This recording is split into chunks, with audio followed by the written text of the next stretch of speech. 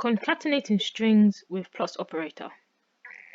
In JavaScript, when the operator is used with a string value, it is called a concatenation operator. You can build a new string out of other strings by concatenating them together. Example, and it shows an example of two strings being added. Right. It says note, watch out for spaces. Concatenation does not add spaces between concatenated strings, so you would need to add them yourself. Example. So the example showing basically that they've added a space after the first, well, within the first string, I guess. Okay, so then it comes out with an actual space where you would want it. So it says build my string from the strings.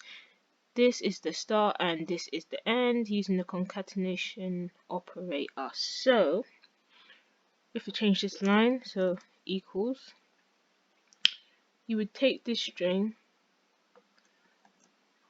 with the spacing in it with it, and then you would add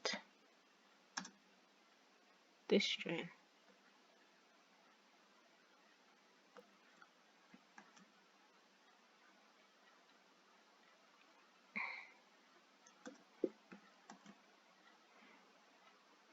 And that's it, really. Done.